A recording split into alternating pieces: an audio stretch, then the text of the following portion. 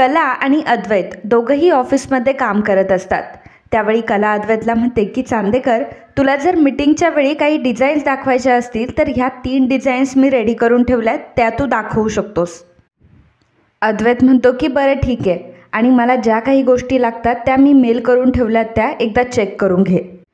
अद्वैत आता मीटिंगसाठी निघून गेलेला असतो आणि केबिनमध्ये फक्त कलाच असते. आता राहुल आणि रोहिणी दोघंही ऑफिसमध्येच असतात. राहुल थांबलेला असतो. ते बघून रोहिणी विचारते की राहुल, अरे तू का थांबलायस इथे? तू काहीतरी करणार होता ना? राहुल म्हणतो की हो मम्मा, मी करणार आहे, परंतु आता आपलं इथं थांबणं जास्त महत्त्वाचं आहे. तू फक्त मी जेव्हा म्हणेल ना तेव्हा सरोज मामीला घेऊन ये, बस. मग राहुल आता रोहिणीला सगळा प्लॅन समजावून सांगतो. रोहिणीला राहुलचा प्लॅन पटलेला असतो. त्याचवेळी वर्मा गोल्डमधला एक माणूस तिथे येतो. तो राहुलला खुणावतो. राहुलही त्याला खुणावतो. तो तिथून निघून गेल्यावर मग रोहिणी राहुलला विचारते की राहुल, हा तर वर्मा गोल्डमधला माणूस आहे ना रे? त्यावेळी राहुल म्हणतो की हो मम्मा, हा वर्मा गोल्डचाच माणूस आहे. आता तू फक्त एक काम कर, तू लवकरात लवकर सरोज मामीला इथं घेऊन. रोहिणी विचार करते की राहुलचा कॉन्फिडन्स जरा भलताच वेगळा वाटतोय आज, आणि मला असं वाटतंय की हा प्लॅन तो नक्कीच सक्सेसफुल करून दाखवेल. चला बघूयात आज राहुल काय करतो ते, असं म्हणून रोहिणी आता सरोजला आणण्यासाठी तिथून निघून गेलेली असते. इकडे कला एकटीच केबिनमध्ये असते. त्यावेळी तिला एक कॉल आलेला असतो. मग ती सांगते की ते आत्ता मीटिंगमध्ये आहेत, मी तुमचा कॉल ट्रान्सफर करते. कलाने समोरच्या व्यक्तीचा कॉल आता ट्रान्सफर केलेला असतो. त्याचवेळी वर्मा गोल्डचा माणूस तिथे आलेला असतो आणि तो कलाला म्हणतो की नमस्कार, मी वर्मा गोल्डमधून आलो आहे. कला म्हणते की ओके, बसा ना. त्यावर तो माणूस म्हणतो की नाही मॅडम, मला बसायलाही टाईम नाही आहे, आणि आपल्या डीलप्रमाणे ठरलेले पैसे मी घेऊन आलो आहे. आता त्या वर्मा गोल्डच्या माणसाने खूप सारे पैसे कलाकडे दिलेले असतात. कला तेवढे पैसे बघूनच थक्क होते. आत्तापर्यंत चांदेकर ज्वेलर्समध्ये तिने कुठलेही पैशांचे डील्स केलेले नसतात किंवा कुठलेही पैसे तिने स्वतःकडे घेतलेले नसतात. एवढंच काय तर स्वतःची सॅलरीसुद्धा तिने घेतलेली नसते, आणि आज हा माणूस तिच्याकडे एवढे सगळे पैसे सोपवत असतो. त्यामुळे कला जरा ते पैसे घेण्यासाठी घाबरत असते. त्यावेळी राहुल मात्र हा सगळा प्रकार बघत असतो.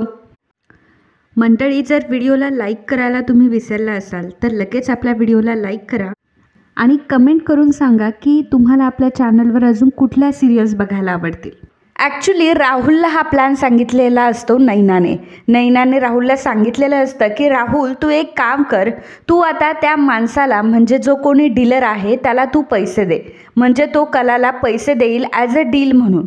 तो कलाला सांगेल की डील आहे म्हणून मी तुम्हाला पैसे देतोय. त्यावेळी कला काहीतरी थातुरमातुर कारणं देईल की हे पैसे मी घेऊ शकत नाही, तुम्ही काहीतरी डॉक्युमेंट्स द्या किंवा ऑनलाईन ट्रान्सफर करा. परंतु तो माणूस तेव्हा म्हणेल की माझ्याकडे अजिबात वेळ नाही आहे, तुम्ही हे पैसे घ्या, कारण मला अजूनही दुसऱ्या ठिकाणी जायचं आहे. आणि ठरल्याप्रमाणे सगळ्या गोष्टी होताना राहुल बघत असतो. तो माणूस आता कलाला ते पैसे घेण्यासाठी फोर्स करत असतो. कला त्याला म्हणत असते की प्लीज ऑनलाईन ट्रान्सफर करता का तुम्ही? त्यावर तो माणूस म्हणतो की नाही, माझ्याकडे अजिबात वेळ नाही आहे. कला म्हणते की हे बघा, हे तुमचं डील आहे, हे मला माहीत नाही आहे. तुम्ही एक काम करा, तुम्ही अद्वैत चांदेकर सर आहे ना, त्यांना भेटा. आता त्यांची मीटिंग संपेलच, तुम्ही त्यांना एकदा भेटून घ्या आणि मग तुमचं काय आहे ते बोलून घ्या. त्यावर तो माणूस म्हणतो की नाही, मला तर जायला खूप उशीर होईल, मग मला जायचं आहे लवकरात लवकर, प्लीज आता तुम्हीच ठेवून घ्या ना हे पैसे. कला म्हणते की हे बघा, तुम्ही एवढे पैसे माझ्याकडे देताय, त्यापेक्षा तुम्ही हे पैसे कंपनीच्या अकाउंटवर ट्रान्सफर करा किंवा चांदेकर सरांना भेटून त्यांच्याकडे द्या ना. वर्मा ज्वेलर्सचा माणूस म्हणतो की अहो मॅडम, काही पैसे हे कॅशमध्येच द्यावे लागतात. मला माहिती आहे ना, तुम्ही सरांच्या मिसेस आहात, त्यामुळे मी तुमच्याकडे दिले तरी काय फरक पडणार आहे. कला तरी त्याला समजावत असते की नाही, एवढे पैसे माझ्याकडे देऊ नका, परंतु तो माणूस काय राहुलचाच असतो आणि राहुल हा सगळा प्रकार बघत असतो. नैनाने सांगितल्याप्रमाणे जेव्हा तो माणूस पैसे ठेवून जाईल आणि कला ते पैसे ॲक्सेप्ट करेल, त्यावेळी मात्र सरोज मामीने तो सगळा प्रकार बघायला पाहिजे. एकदा की सरोज मामीने कलाला पैसे घेताना बघितलं तर सरोज मामीचा तिळपापड होईल, आणि ज्यावेळी अद्वैतला कळेल की ऑन रेकॉर्ड नसताना सुद्धा पैसे घेतले गेले आणि पैशांच्या व्यवहारात तर अद्वैत किती जास्त काटेकोर आहे हे आपल्या सगळ्यांनाच माहिती आहे. मग अद्वैत जेव्हा तिला पैसे घेताना बघेल आणि रेकॉर्ड नसताना सुद्धा कलाने जर पैसे घेतलेले असेल तर मात्र अद्वैत खूप चिडेल. साक्षात देव जरी आला तरी अद्वैत ऐकणार नाही, आणि मग मात्र कलाला तिची खरी लायकी कळेल. सरोज आणि रोहिणी आता दोघीही तिथे आलेल्या असतात आणि दोघीही आता कलाला आणि त्या वर्मा ज्वेलर्सच्या माणसाला बघत असतात. वर्मा ज्वेलर्सचा माणूस काय ऐकायला तयारच नसतो. तो कलाला म्हणत असतो की मॅडम मला खूप उशीर होतोय, मला आणखी एका ठिकाणी जायचं आहे, प्लीज तुम्ही एवढे पैसे घेऊन टाका ना. कला नाही नाही म्हणत असताना सुद्धा आता त्या माणसाने कलाच्या हातामध्ये ते पैसे दिलेले असतात आणि ते पैसे देऊन आता तो माणूस बाहेर निघून आलेला असतो. त्यावेळी आता सरोजने स्पष्टपणे बघितलेलं असतं की कलाने ते पैसे घेतलेत. सगळ्या गोष्टी ह्या राहुलच्या मनाप्रमाणे आणि राहुलच्या प्लॅनप्रमाणे घडत असतात. वर्मा ज्वेलर्सचा माणूस आता बाहेर येतो आणि राहुलला खुणावतो की काम झालंय. राहुल त्याच्यावर खुश असतो. मग तो तिथून निघून जातो. आता कलाकडे ते एवढे सारे पैसे दिलेले असतात, त्यामुळे कला विचार करते की बापरे, एवढे सगळे पैसे तर मी आता इथे नाही ठेवू शकत. मी एक काम करते, हे सगळे पैसे मी बॅगमध्ये ठेवते. कलाने ते पैसे आता बॅगमध्ये टाकलेले असतात आणि बॅग बाजूला ठेवून ती तिचं डिझायनिंगचं काम पुन्हा एकदा सुरू करते. मग रोहिणी सरोजचे कान भरण्याचं काम करते. रोहिणी सरोजला म्हणते की सरोज वहिनी, बघतेस ना तू आता, अगं आता ही पैशांचे व्यवहारसुद्धा करायला लागली आहे. म्हणजे बघ ना सरोज वहिनी, हळूहळू ही सगळी सूत्र ही स्वतःच्याच हातात घ्यायला लागली आहे. नाही म्हणजे तू आहेस ना इथे ऑफिसमध्ये, मग तिने तुला येऊन सांगायला हवं होतं हे सगळं. आणि तसंही चांदेकर ज्वेलर्सच्या सगळ्या पैशांचा कारभार तर फक्त तूच सांभाळते, हे तिलाही माहिती आहे. मग ॲटलिस्ट तिने तुला बोलायला हवं होतं, विचारायला हवं होतं.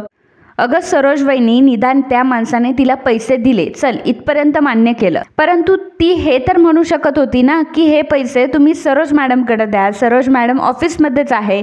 ती त्या माणसाला तुझ्याकडे पण पाठवू शकत होती. पण तिने काय केलं, स्वतः कारभार केला आणि पैसे ठेवलेत तर ठेवले कुठे बघ ना, तिच्या बॅगमध्ये. सरोज वहिनी, या सगळ्याचा अर्थ कळतोय का अगं तुला? म्हणजे आपल्या इतक्या वर्षांच्या बिझनेसमध्ये मी कधी कोणाला हे एवढे सगळे पैसे स्वतःच्या खिशात किंवा स्वतःच्या पर्समध्ये टाकताना तर कधीच नाही बघितलं. याचं कारण काय आहे? चांदेकर ज्वेलर्समध्ये तू एक नियम ठेवलाय आणि ही काल आलेली मुलगी बघतेस ना कसं वागतंय. तुझ्या इतक्या सगळ्या व्यवहारी नियमांना ती एका मिनिटात मोडून टाकायला निघाली आहे. सरोज वहिनी, दिस इज नॉट डन. त्या सगळ्या गोष्टी लक्षात घे जरा तू. आणि तसंही आता तू एवढे नियम घालून दिले होते, त्याचा काय उपयोग राहिला? तू तुझ्या डोळ्यांसमोर बघतीये सगळी परिस्थिती. सरोज म्हणते की थांब, आत्ताच्या आत्ता जाते आणि मी तिला चांगलाच जाब विचारते. त्यावेळी रोहिणी म्हणते की अगं सरोज वहिनी, तू कुठे जाते, कशाला जातेस? हे बघ, तू प्रत्येक वेळी असंच करत असते, अशीच जाते वेळेच्या आधी आणि नेहमीसारखी तोंडावर पडतेस. सरोज म्हणते की आता काहीही बोलशील का तू? वेळ आली आहे म्हणून वाटेल ते बोलशील का? रोहिणी म्हणते की अगं तेच ना, आपल्या तोंडात जे काही येतं ते आपण डायरेक्ट बोलून दाखवतो, पण ह्यावेळी मात्र आपण काहीच बोलून नाही दाखवायचं. यावेळी आपण बोलायचं कमी आणि कृती जास्त करून दाखवायची. हे बघ, आता जर तू तिला बोलायला गेली ना तर ती सावध होईल आणि शिताफीनं या सगळ्या गोष्टीतून ती अंग काढून घेईल. मग तिला तर बोलणं हे सोपं होईल की अद्वैत ऑफिसमध्ये नसल्यामुळे मी पैसे घेतले. अगं मग अद्वैतला बोलू देत ना या सगळ्या गोष्टी. आणि आजकाल अद्वैतला तिचा जास्तच पुळका येतोय. या गोष्टीचा आपल्याला उपयोग करून घेता येईल. जर अद्वैतला हे सगळं प्रकरण कळलं तर कुठेतरी अद्वैतच्या मनात ठिणगी पडेल आणि कलावर तो अविश्वास दाखवायला सुरुवात करेल. आणि कळतंय का तुला, एकदा की ही ठिणगी जर पडली ना तर आग व्हायला काही टाईमच लागणार नाही. अगं सरोज विचारते की अगं पण आपण नक्की करायचं काय आहे? रोहिणी म्हणते की हे बघ आता तिने तसेही पैसे घेतलेले आहेत. मग आता ते वर्मा ज्वेलर्सवाले कॉल करून विचारतीलच की काम सुरू झालंय की नाही म्हणून. आणि मग त्यांना कळेल सगळ्या गोष्टी आणि मग त्यालाही कळेल की ही मुलगी ऑफिसमध्ये त्याच्या डोक्यावर नाचण्याचा किती प्रयत्न करते ते.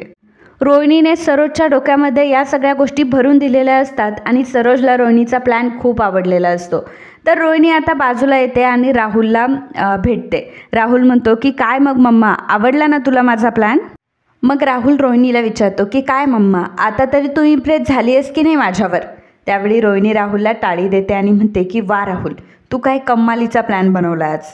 यावेळी हा प्लॅन मात्र मला वर्क होताना दिसतंय. वेल डन, असं म्हणत राहुलची ती पाठ थोपटते. राहुल म्हणतो की मम्मा थँक्स, आणि ही तर फक्त सुरुवात आहे अगं, माझ्या डोक्यात तर अजून एक वेगळा प्लॅन आहे, तो तुला समजेलच. तर इकडे सोहम हा बाईकवरनं चाललेला असतो आणि त्याचवेळी काजलही तिथेच असते, म्हणजे मार्केटमध्येच असते काजल. आणि काजल याच गोष्टीचा विचार करत असते की सोहम माझ्याशी नीट बोलत नाही आहे, तो मला इतका का इग्नोर करतोय. आणि त्याचवेळी सोहमची बाईक ही तिच्याजवळून जात असते. त्याचवेळी सोहमची बाईक तिला जाताना दिसते. सोहमला ती आवाज देते की सोहम सोहम, परंतु सोहम मात्र थांबलेला नसतो आणि सोहम तसाच पुढे निघून गेलेला असतो.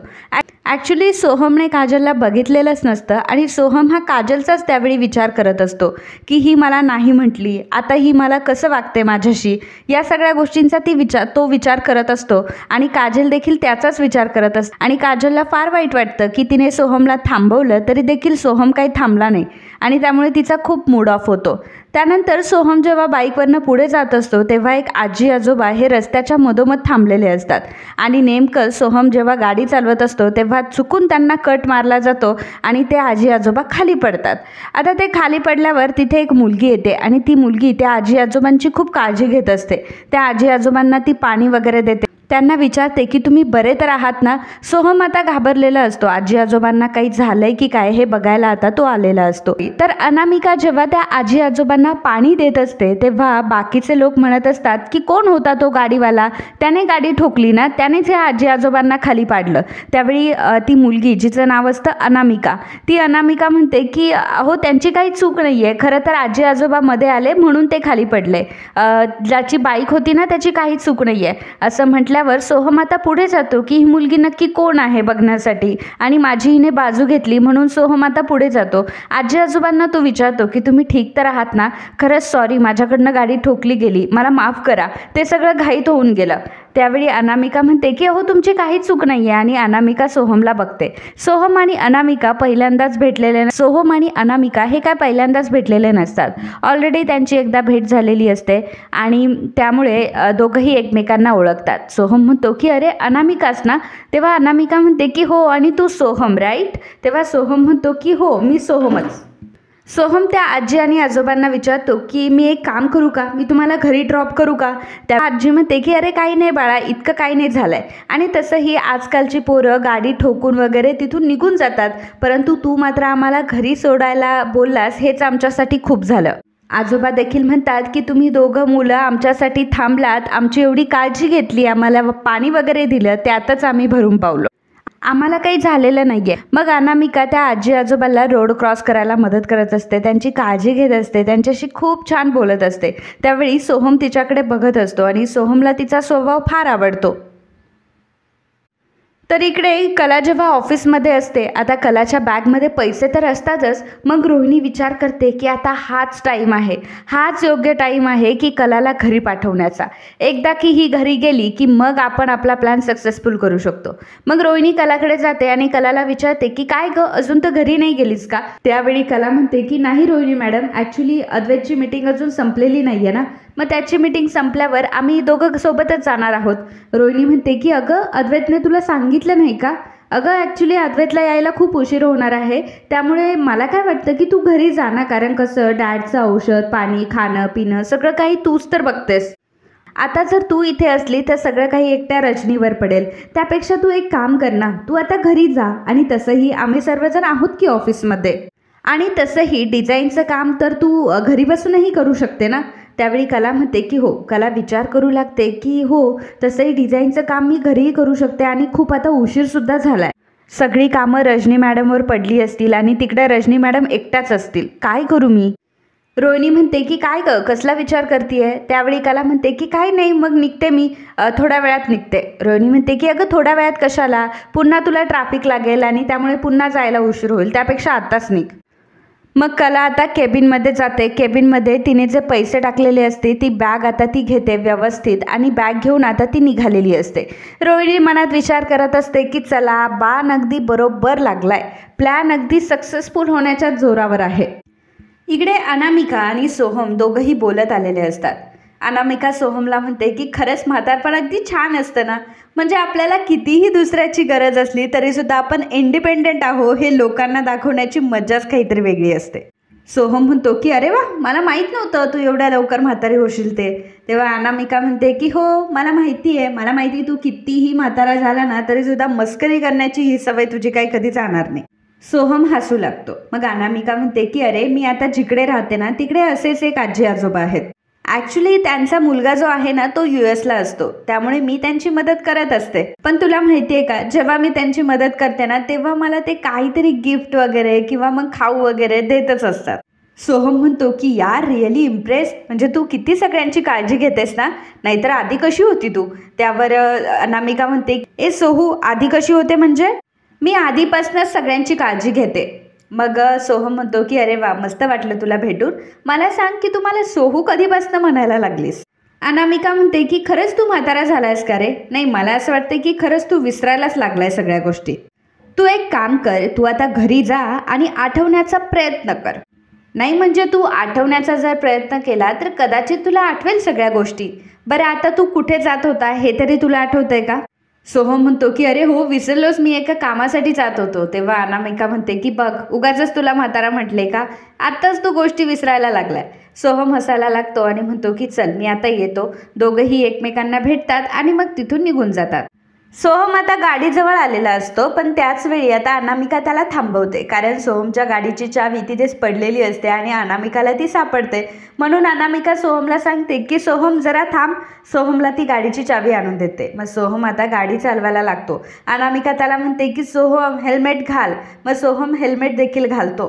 तर त्यावेळी अनामिकाच्या हाताला लागलेलं असतं. मग सोहम अनामिकाला म्हणतो की अनामिका, अगं तुझ्या हाताला किती लागलंय? तेव्हा अनामिका म्हणते की अरे काही प्रॉब्लेम नाहीये, मला काही झालं नाहीये. तू एक काम कर, तू आता जा, काम कर, आता तू जा, तुझं काही महत्त्वाचं काम आहे ना, जा तू, मी हाताचं बघून घेईल. असं म्हणून तिने सोहमला काढून दिलेलं असतं. शेवटी सोहम हा तिथून निघून जातो. त्यावेळी अनामिका मात्र सोहमकडेच बघत असते. तर इकडे काजल जेव्हा घरी येते तेव्हा ती सोहमचाच विचार करत असते. संगीता तिला विचारत असते की काय ग काजू, पोचवलेस का डबे, काय झालं? परंतु काजल एक नाही, दोन नाही, काहीही बोलत नाही. तिला फक्त सोहमचा तो चेहरा, अशा प्रकारे सोहमने आपल्याला मार्केटमध्ये इग्नोर केलं ही गोष्ट तिला आठवत असते. संगीता पुन्हा पुन्हा काजलला विचारते की अगं काय झाले काजल, काय झाले काजल?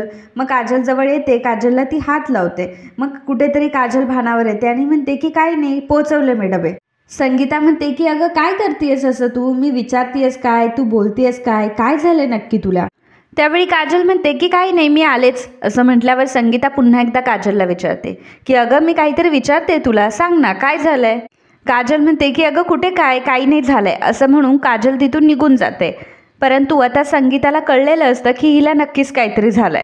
संगीता विचार करू लागते की मला असं वाटतंय ना की ही सोहमरावांचाच विचार करतीये, सोहमरावांचाच विचार करायला लागलीये. मला असं वाटतंय की हिचं लवकरात लवकर आता लग्नाचं बघायला पाहिजे. आता जेव्हा हे येतील ना घरी, तेव्हा पहिल्यांदा मी यांच्यासमोर हा विषय काढते. हे काय आहे, बिझनेस वगैरे करायचा आहे, तो चालूच राहील, त्यानंतर कर्ज वगैरे सुद्धा फेडलं जाईल, परंतु ह्या पोरीच्या लग्नाचं आता बघायला पाहिजे. तर काजल आता तिच्या रूममध्ये आलेली असते. त्या फार वाईट वाटत असतं की सोहमने तिच्या समोरून गाडी नेली आणि मी त्याला हाका मारत असताना सुद्धा सोहम थांबलेला नाही.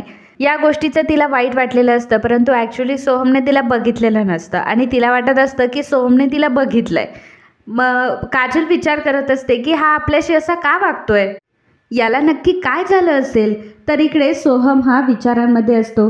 सोहम अनामिकाचा विचार करत असतो की कशा प्रकारे अनामिकाने त्या आजी आजोबांना वाचवलं, त्यांची काळजी घेतली. आणि त्याचवेळी अनामिकाचा मेसेज आलेला असतो. अनामिकाचा मेसेज सोहम वाचत असतो की इतक्या घाईत आपली भेट झाली, त्यामुळे तुझा नंबर घ्यायला विसरले आणि म्हणूनच मी सोशल मीडियावरनं तुला कॉन्टॅक्ट केलं. सध्या मी कोल्हापुरातच आहे, त्यामुळे कदाचित जुन्या मित्रांसोबत गाठीवेटी होतीलच आता. आणि कोणीतरी म्हटलं होतं की जुनं ते सोनं असतं, मग तुझा नंबर तू देऊ शकशील मला? सोहमला तिचा मेसेज वाचून छान वाटतं. सोहम म्हणतो की नाही नाही, ही अजून आहे तशीच आहे. आणि मग सोहम लगेचच त्याचा नंबर आता तिला सेंड करतो. इकडे राहुल हा ऑफिसमध्ये उभा असतो आणि तो विचार करत असतो की वा, आजकाल माझे प्लॅन जरा मला सक्सेसफुल होताना दिसत आहे. आणि सोबतच नैनाचं डोकं सुद्धा चांगलं चालायला लागलंय. नैनासुद्धा चांगले प्लॅन करतीये आणि आज नैनाचा प्लॅन सक्सेसफुल होताना मला दिसतोय. आता नैनाचे दोन्हीही प्लॅन सक्सेसफुल व्हायला पाहिजे, म्हणजे कसं आपला सगळा रस्ताच क्लिअर होईल. आजकाल कुठेतरी नैनाचे विचार माझ्या विचारांशी जुळायला लागले. Good, very good. त्याचवेळी अद्वैत हा फोनवर बोलत आलेला असतो. अद्वैत हा वर्माशीच बोलत असतो, वर्मा ज्वेलर्ससोबत, आणि म्हणत असतो की अहो तुम्ही कामच कसं काय सुरू केलं, अजूनही माझ्याकडे पेमेंट आलेलं नाही आहे, माझ्याकडे ॲडव्हान्स पेमेंट आलेलं नाही आहे. आता अद्वैतला ही गोष्ट माहीत नसते की कलाने ॲडव्हान्स पेमेंट ऑलरेडी घेऊन ठेवलं आहे. राहुलने ते ऐकलेलं असतं. राहुल विचार करतो की चला आता एक काम झालेलं दिसतंय, आता हळूच अशा यशाच्या पायऱ्या चढत जायच्यात आपल्याला. राहुल, आता तू मागे वळून अजिबात बघायचं नाहीयेस. अद्वैत आता वर्मा ज्वेलर्स सोबतच बोलत असतो. केबिनमध्ये तो आलेला असतो आणि वर्मा ज्वेलर्सवाले सांगत असतात की आम्ही तुम्हाला ॲडव्हान्स पेमेंट केलं आहे, आम्हाला लवकरात लवकर डिझाईन्स हवेत. तेव्हा अद्वैत त्यांना सांगत असतो की अहो मी तुम्हाला सांगितलं ना, मला कुठल्याही प्रकारचं ॲडव्हान्स पेमेंट मिळालेलं नाही आहे. तो प्रीतीलाही बोलवतो, तिलाही विचारतो, परंतु तिलाही या गोष्टीबद्दल काही माहीत नसतं. त्यानंतर राहुल, रोहिणी सर्व देखील तिथं आलेल्या असतात. अद्वैत कॉलवर एकच म्हणत असतो की अहो आम्हाला ॲडव्हान्स पेमेंट नाही मिळालेलं आहे. अद्वैत फोन ठेवतो आणि प्रीतीला विचारतो की आपण वर्मा ज्वेलर्सवाल्यांना फायनल डिझाईन्स पाठवलेत का. त्यावेळी प्रीती सांगते की नाही, अजून काहीच फायनल झालेलं नाही आहे. अद्वैत पुन्हा त्या वर्मा ज्वेलर्सला सांगत असतो की अहो अजून काहीच फायनल नाही झालं आहे आणि तुम्ही म्हणताय की ॲडव्हान्स पेमेंट झालं म्हणून. अहो अजून आपल्या मीटिंगसुद्धा झालेल्या नाही आहेत. प्लीज तुम्ही एक काम करा, तुम्ही एकदा रेकॉर्ड चेक करा आणि पुन्हा एकदा मला कॉल करा प्लीज, असं म्हणून अद्वैत चिडलेला असतो आणि अद्वैत फोन ठेवतो. ॲक्च्युली अद्वैतला अजिबात असं आवडत नसतं, म्हणजे व्यवहारात त्याला गडबड झालेली अजिबात आवडत नसते. व्यवहारातलं काम सगळं त्याला नीट आणि क्लीन असायला हवं असतं. आणि त्यातल्या त्यात वर्मा ज्वेलर्स म्हणत असतात की आम्ही तुम्हाला पैसे दिलेत, आम्ही तुम्हाला ॲडव्हान्स दिला आहे, आणि अद्वैत ही गोष्ट नाकारत असतो कारण अद्वैतला माहीतच नसतं की वर्मा ज्वेलर्सवाले लोक येऊनसुद्धा गेले आणि त्यांनी ॲडव्हान्स पेमेंटसुद्धा केलं आहे. या सगळ्याच गोष्टी अद्वैतला माहीत नसतात. त्यामुळे अद्वैतचा आता मोठा गैरसमज झालेला असतो आणि कलाला मात्र या गोष्टीची कानोकान अजूनही खबर लागलेली नसते. रोहिणी आणि राहुल मात्र हसत असतात कारण त्यांना वाटत असतं की हां, आता आपला प्लॅन सक्सेसफुल होणार आणि आता कला ही अद्वैतच्या नजरेतून कायमची उतरणार. कारण कलाने तो व्यवहार केला आहे आणि तो व्यवहार अशा पद्धतीने केला आहे की वर्मा ज्वेलर्सचं कामही पूर्ण करून दिलेलं नाही आहे, त्याच्या आतच तिने पैसे घेतले. ही गोष्ट जेव्हा अद्वैतला कळेल तेव्हा अद्वैत मात्र खूप चिडणार आहे. सोबतच सरोजलाही आनंद होतो की चला आता तरी अद्वैतला कळेल की ही मुलगी खरी कशी आहे ते. तर मित्रांनो, आजचा हा भाग इथेच संपतो. पुढील भागात आपल्याला बघायला मिळणार आहे राहुल आता त्यावेळी वर्मा ज्वेलर्स सोबत बोलत असतो आणि वर्मा ज्वेलर्स त्यावेळी राहुलला म्हणत असतात की आम्ही तुम्हाला पैसे दिलेत, ॲडव्हान्स पेमेंट तुम्हाला ऑलरेडी केलं आहे आम्ही, आणि कला खरे यांच्याकडे आम्ही पेमेंट केलं आहे. ही गोष्ट ऐकल्यावर राहुल आता तेच ट्रान्सलेट करून अद्वैतला सांगतो की अद्वैत, अरे वर्मा ज्वेलर्सची माणसं आली होती इथे ऑफिसमध्ये आणि त्यांनी कलाला ॲडव्हान्स पेमेंट दिलं आहे, कलाच्या हातात ते पेमेंट दिलेलं आहे. आता अद्वैतला कळतं की याचा अर्थ कलाने ते पेमेंट घेतलं आहे. त्यामुळे अद्वैत आता खूप चिडलेला असतो. अद्वैत आता रागारागात घरी येतो. खरे असं म्हणून तो मोठमोठ्याने ओरडत असतो. आता अद्वैतचा आवाज ऐकून कला बाहेर येते आणि विचारते की काय झालंय अद्वैत. अद्वैत विचारतो की खरे तू वर्मा ज्वेलर्सवाल्यांकडनं पैसे घेतले का, तू त्यांच्याकडनं ॲडव्हान्स पेमेंट घेतलं का. तेव्हा कला म्हणते की हो अद्वैत, घेतलं मी त्यांच्याकडनं पेमेंट, आणि मी त्यांच्याकडनं पेमेंट घेतलं ही गोष्ट मी तुला सांगणारच होते. त्यावेळी अद्वैत विचारतो की कधी सांगणार होतीस मला, आणि ऑफिसमधून घरी तू एकटी आली, रिक्षाने आली, एवढे सगळे पैसे तू बॅगमध्ये घेऊन आलीस. जर वाटेत जर काही झालं असतं तर या सगळ्या गोष्टींची भरपाई कशी करणार होती ग तू. अद्वैतने कलावर अविश्वास दाखवलेला नसतो, परंतु एक ठिणगी पडण्याचं निमित्त आता झालेलंच असतं. कलाला फार वाईट वाटतं. कलाला वाटायला लागतं की मी अद्वैतला सांगायला हवं होतं आधीच, ॲटलिस्ट मेसेज करून तरी काहीतरी करायला पाहिजे होतं. आणि अद्वैतसुद्धा आता खूप चिडलेला असतो कारण त्याला असे कारभार अजिबातच आवडत नसतात. पैशांच्या बाबतीत तो खूप स्ट्रिक्ट असतो, व्यवहारामध्ये खूप स्ट्रिक्ट असतो, आणि व्यवहारामध्ये अशी झालेली गडबड मात्र त्याला कधीही सहन होणारी नसते. त्यामुळे अद्वैतला कुठेतरी ह्या गोष्टी आवडलेल्या नसतात कलाच्या, आणि कलावर या गोष्टीमुळे तो नाराज झालेला असतो. आता अद्वैत नाराज झाला म्हणून ऑब्व्हियसली कलालाही खूप वाईट वाटायला लागतं. तर मित्रांनो, आजचा हा भाग तुम्हाला कसा वाटला हे आम्हाला कमेंटमध्ये नक्कीच कळवा. सोबतच तुम्ही जर अजून आपल्या चॅनलला सबस्क्राईब केलं नसेल तर लगेच आपल्या चॅनलला सबस्क्राईब करा आणि बेल आयकॉन देखील क्लिक करा. धन्यवाद.